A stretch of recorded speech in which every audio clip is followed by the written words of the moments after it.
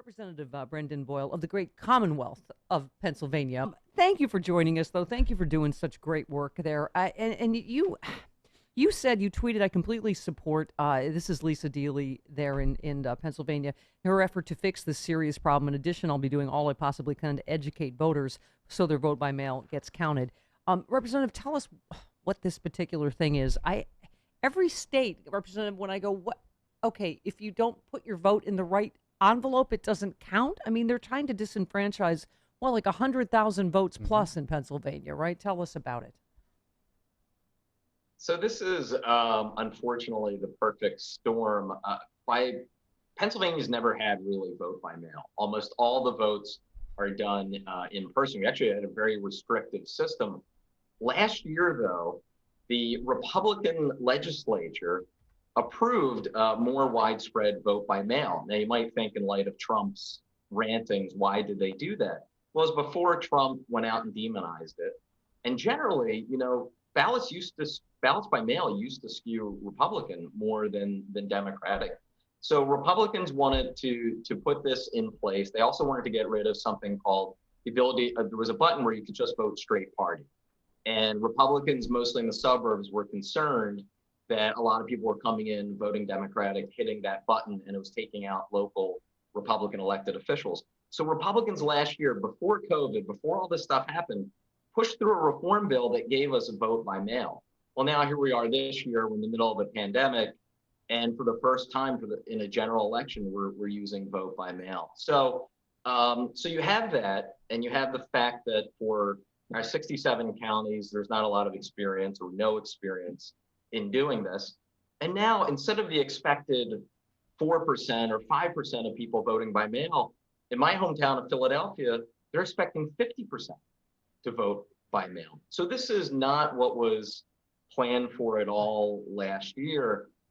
Now, on top of this, you have this so-called naked ballots issue. The way it's done in Pennsylvania, very confusingly, you have a secrecy ballot in addition to the regular mail ballot that you have to send in.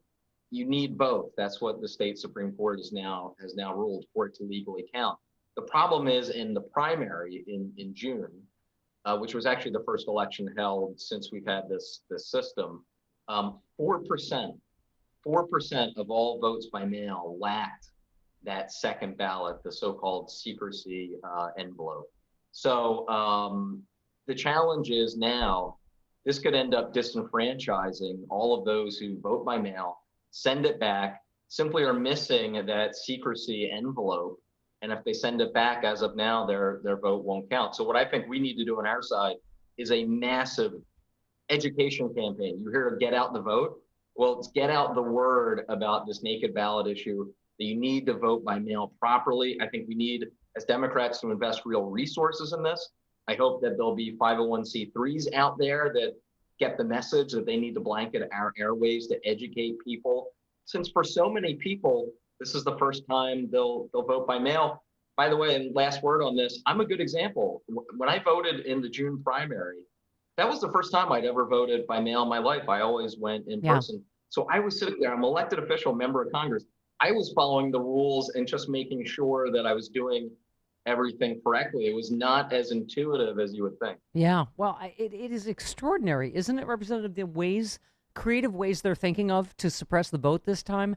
I mean, here we have a ruling that felons have paid their debt to society. They are allowed to vote. And now Republicans are like, oh, no, you got to pay all this, they got to pay this poll tax. So, then Mike Bloomberg and others step in, raise money, give money, like, okay, or NBA stars, we're going to pay off the fine so they get to vote. And, now we have Matt Gaetz saying, oh, we have to prosecute Bloomberg over, I mean, it is extraordinary. They clearly know they're losing, right? This just smacks of desperation, the lengths they're going to, doesn't it? Yeah, I would hate to be a member of a political party that in order to win an election, you needed to discourage as many people to vote as possible, or that you knew deep in your heart that if more people participated, your side would lose. I wouldn't feel very good about coming here to the Capitol every day to fight for those issues. Yeah. You talked about the Supreme Court battle, Representative, on Twitter. You said rather than curse the darkness, I decided to do something to stop McConnell and win back the Senate. I'm raising money for our great Democratic Senate candidates in eight states, right? And I have to Yeah. say, I think there are ones that we should not give up on that are extraordinary, right? That are close, I mean, in states you would never imagine, right? Yeah, it's a pretty wide playing field. I mean, we're probably now a favorite in Arizona, Colorado, perhaps Maine. The challenge, right, is that there isn't an obvious one to get us to 51. But it turns out there are five, six, seven, eight, 9 states that are within play where we're either even or within single digits. A poll out just a couple of days ago. Actually, I think now there have been 2 polls showing South Carolina. Yeah. Jamie Harrison there within the margin of error or tied with Lindsey Graham, which given, perhaps of all the hypocrites, I also said this on Yes, I Twitter, that saw of that. all the hypocrites on Capitol Hill, the single biggest hypocrite award goes to Lindsey Graham, which is one hell of an accomplishment Yeah, to be I'll the say. biggest hypocrite in Yeah. that caucus. I put accomplishment in quotes, but wouldn't it be great if it turned out we won the Senate majority by winning South Carolina? So, in my view, we need to, as Democrats, as people who are on the left of center side, invest in these Senate races. It's a wide playing field. A lot of these states really have not had high quality polling, or at least public polling. So in my view, I don't want to be waking up the day after the election or a couple of days after the election and realize that we lost 3 or 4 states by 2 points, and it was because we didn't invest in them. Yeah. Well, I mean, and thank you for your tweet. You said, checking your voter registration takes less than 5 minutes. Yeah, I would say less than. Yeah. iwillvote.com. I mean, you have to remember, Representative, that's the first way they try to suppress the vote is throwing people off the rolls. And you don't even know you've been thrown off the rolls. So now is the time, right, to do everything you can. Check and recheck your registration. Make a plan to vote, like as you say, whether it's early voting or vote by mail. You have to do it early because I think we all see this disaster coming. I mean, he's already saying, "Oh, they're sending out these phony ballots." Right. So he's already trying to undermine the results of the election because I think he sees what's coming, don't you? Yeah, please check your voter registration. It takes a couple minutes, as I mentioned. And a lot of times we look back at Florida 2000, and yes, the butterfly ballot cost us people accidentally voting for Pat Buchanan when they meant to vote for Al Gore. And yes, there were the hanging chads. But don't forget, you also had a purge of the voting rolls, and a number of people who were registered and thought they were registered showed up that day and weren't able to vote. That's how provisional ballots came into being in subsequent legislation. So it's such a good point that you make, Stephanie. Everyone needs to check just to make sure that they're registered to vote in the first place. Yeah, and provisional ballots, as you know, get thrown out at a really disproportionate rate. So make sure you get to, demand your rights this time. And Representative, I have to ask, as a Pennsylvania boy, so I love what Joe Biden keeps saying. I feel like in some ways the election comes down to this. He says Donald Trump sees the world from Wall Street. I see it from Scranton.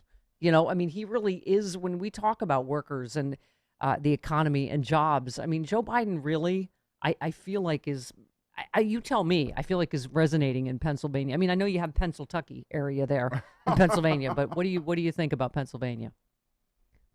So first, I actually think, and I can be accused of being biased on this, but I think we're the most important battleground state because I don't see a plausible way for either candidate to win this election without Pennsylvania's 20 electoral votes. You'd have to come up with a really sort of screwy map to get you there. I also think that of the 3 kind of industrial northern states of Pennsylvania, Michigan, Wisconsin, we're probably the closest of the 3 right now. We're a diverse state. I mean, we have a big population center in Philadelphia, especially the Philadelphia suburbs where we're on offense.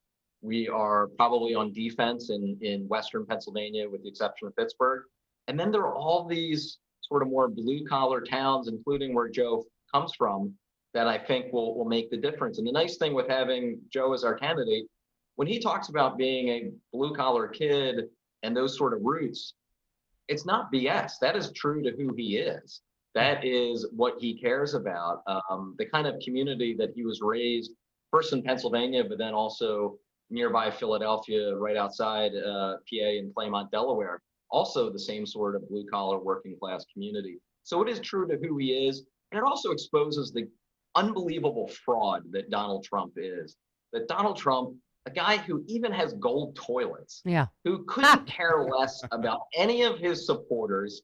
You know, he looks down on his supporters. You know what that former White House aide bravely coming out said is exactly right. So the idea that Donald Trump is somehow the champion of the people who show up at his rallies is the biggest bunch of BS in the 12 years I've seen that I've been in politics. Well, that's the thing is, every time you hear more BS from him, it's gold plated. At least it is gold plated bull. Um, yeah, I mean, I no, you absolutely, I feel like, the Mike Pence aide that, was in all the coronavirus meetings.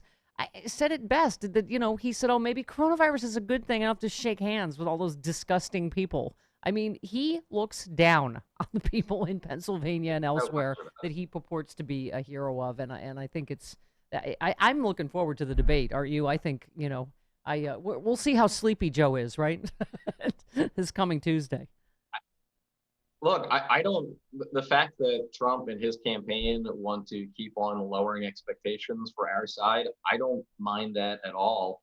Again, I go back to 2000. I think one of the things that the George W. Bush campaign did really well was they so lowered the expectations for George W. Bush that he just showed up, was able to speak in mostly complete sentences, and suddenly the press deemed him the winner.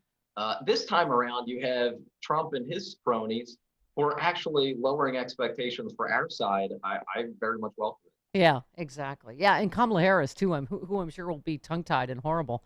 Okay.